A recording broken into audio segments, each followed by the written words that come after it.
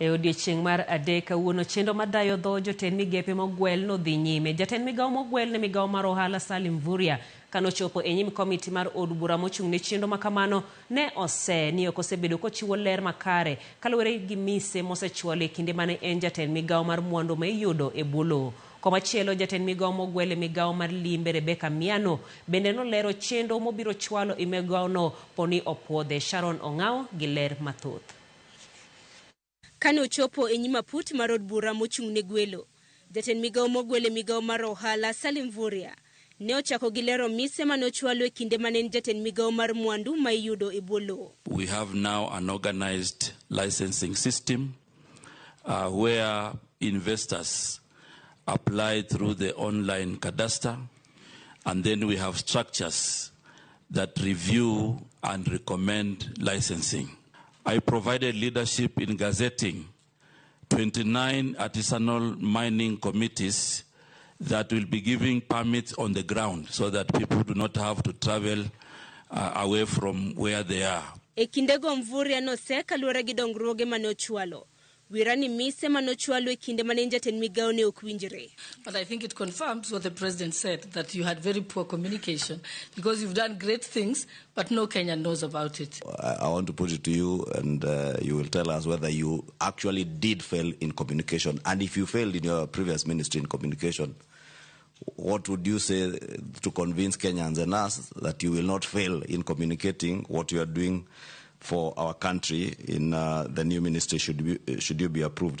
We will be able to use those channels of communication to ensure that we get everybody on board.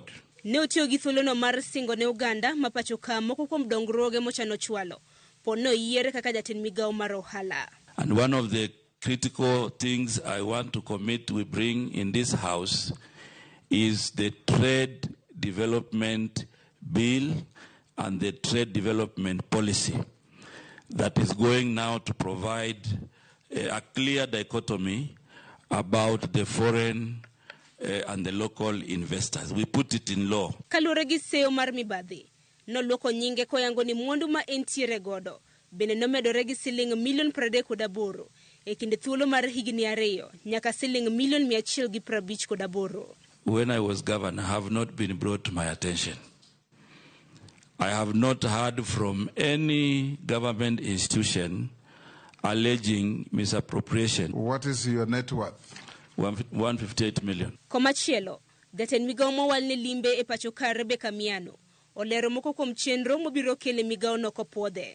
If I am approved, I will undertake to conclude the work that is pending on classification so that we have an objective classification system that has integrity and that will enable our hotels compete globally with a population of 55 million and counting, and our tourist data of about 2 million to 2.3 million visitors.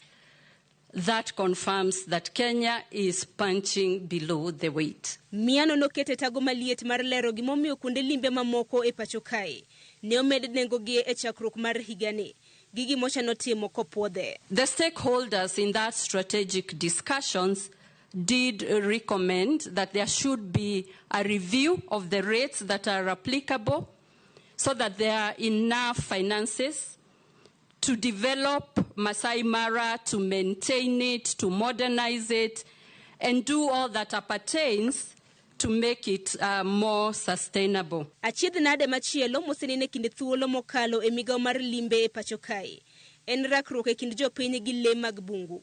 Wach ma Miano wacho no biro miyo pek kopuodhe. We need a lot of civic education and information on the coexistence between human and wildlife.